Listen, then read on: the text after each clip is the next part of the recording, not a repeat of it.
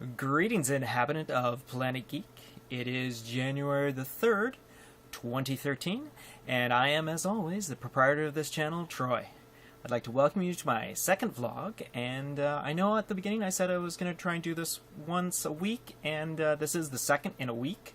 But I just wanted to put out there information about what I was going to put in this particular place. Alright, so the subject today is costuming, and my specific costuming and cosplay and all that. Just basically going to talk quickly about my past, my present, and my future of costuming. Alright, so to begin with, my motto is Halloween is my Christmas. It's just that simple.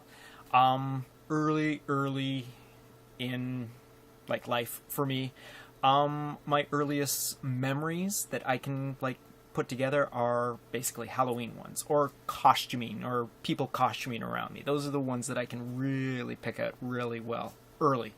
One of the first early ones is my mom dressing up, because my parents, huge influence on my costuming career. Not that I make money out of this, but I would say that my parents, big influence on it. Like one year for a Halloween party, my mom made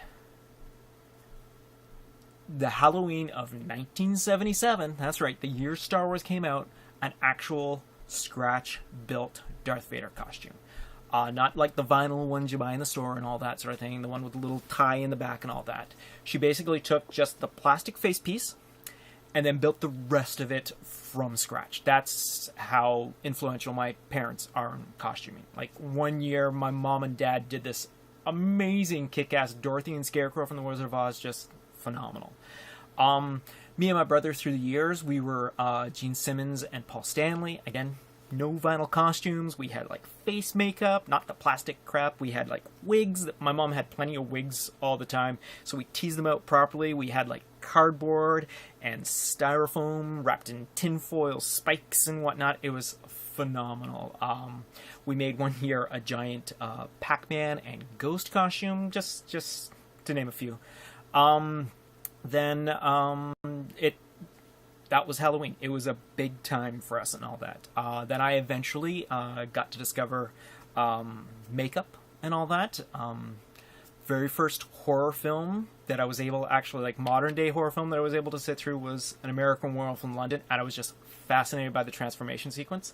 Then I could not get my hands on enough movies that had makeup effects in it, and I looked at every making of and behind the scenes stuff and all that to make up that. So from, I guess, my early teens to, well, now, a big influence on a lot of stuff was horror stuff. I've done countless zombies and vampires and monsters and ghouls. I mean, my first year in high school, it was kind of cool because we were allowed to dress up for Halloween, either that or have to wear the uniform. So I went, ooh, I'll wear a costume.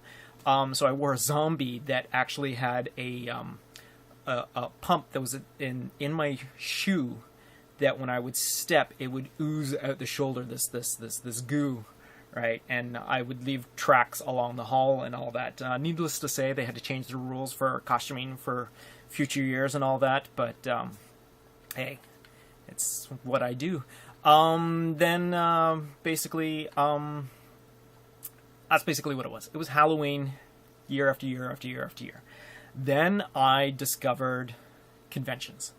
The very first convention I went to that I can remember, there was a really big influence on me, was Toronto Trek 4. And it was a fascinating thing to see all these people done up in these amazing costumes in the middle of summer. I was like a kid in a candy store. I was just being so young again, discovering all this really cool stuff.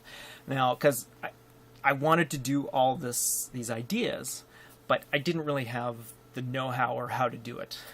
Thankfully, there was this little invention at the time called the internet, and I was able to see how some people that aren't professionals did it and all that sort of thing. So I started doing bits and pieces over the years, and Eventually, fast forwarding a couple of years, I ended up meeting some friends that are really great friends of mine right now, through a fan group based around Stargate SG-1. And from that point on, everything got like elevated. Now I got information on how to do things from people I personally knew, and for the most part, we all work together to help other people in our group, sort of things, do stuff. And we had big groups, and we did extra stuff that I've never done before, like props and putting electronics in your costumes and props. And it was amazing. It's amazing. And it's only gotten better from there. Nowadays, in my core group of costuming friends that I have, I'm known as the MacGyver of costuming. I can literally take a pile of like bits and pieces, and with a little bit of duct tape and hot glue, I can pretty much make anything. Yeah, hot glue. Use a lot of hot glue. Burn a lot of fingers. Really shouldn't use as much hot glue as I do, but I do. Anyways, I'm also known as the pusher of costuming too. I like to put together groups. I like to make like 4 or 5 of us in a group and all that sort of thing. It's really cool when you have like one really good costume and you're going around conventions and whatnot. But when you have a group of really cool costumes, it's just there's nothing that beats that sort of thing. I'm also the makeup artist. Again, I know other makeup artists that are like better than me and know what to do more than I do. But in my core group, I'm the one that wears all the makeup. I even have other friends that like don't even realize that it's me in the costume unless I break character.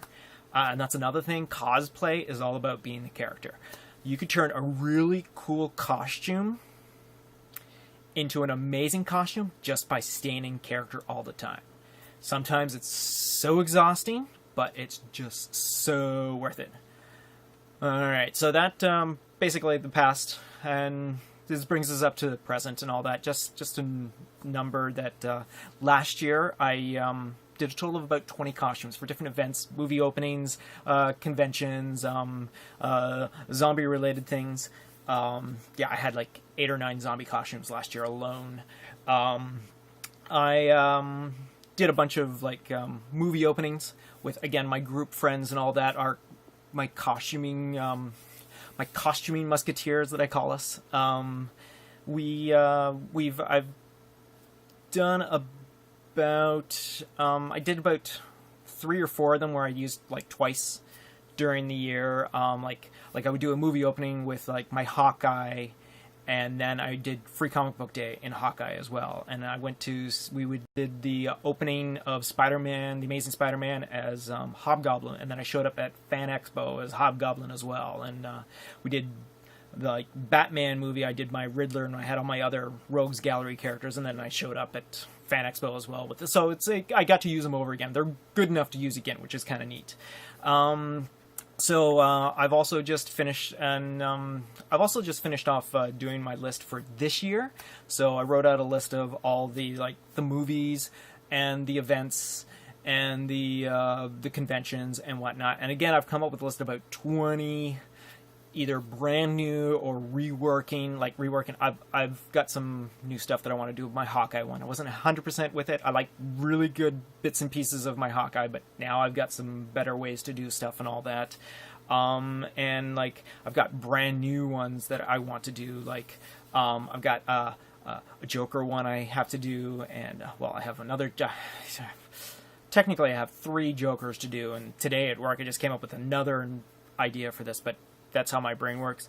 I'll probably only get to about 10, 11, 12 maybe of them. Then I'll throw in like the occasional zombie, because there's a lot of zombie events that I take part in. So that'll be just like a fun throw together last little thing. I might work on one like really big zombie one, but everything will be just like basic makeup and blood and a costume and whatnot. Yeah, that's what I've got. I've got about 20, like I said, 20 costumes for this year, which, wow, 20 costumes. That's a lot. Another thing is people always ask me, hey, do you sell your costumes? Why are you doing this? to make any money and all that sort of thing. I don't make any money off it, and I don't really sell my costumes. The reasons being, A, if the person isn't built exactly like me, they probably won't fit in the costume very much, and a lot of costumes are like kind of haphazardly put together and not very comfortable to wear, so I can wear it and know that it's pinching here, or it's like, oh, I can't move this way, or it'll tear here. It's kind of hard to give that to someone and say, okay, you have to walk like this, you can't do this, and you can't do that. And well, I'm happy with wearing what I see as below par costumes. Just don't think I'd be comfortable enough giving that to selling that to someone else. Like, I have no problem helping someone out. Like, if they have like a project that they want to work on, I will totally give all of my skills to this person to help them work on that, or like to help them build something. But it's just that I don't think I'd be comfortable enough for me to do it myself. All right. So like I said, my past, my present, my future, well, my immediate future, the next year, 20 costumes. Rest assured, this will be the place where I'll be showing off my whole entire creative process from beginning, middle, and end. Well, I'll probably be showing on here the costume after I've already premiered it at whatever event I'm at, just to make it more impactful. I know there aren't very many people like watching, but hey. Well, now that I've rambled on for so long, I'd personally like to thank the 3 or 4 of you that stuck out to the end. I promise now on my vlogs will never be this long again. It's just that I had a lot to say about my costuming hobby. Thanks again for tuning in, and I'll see you the next time I see you. Bye-bye.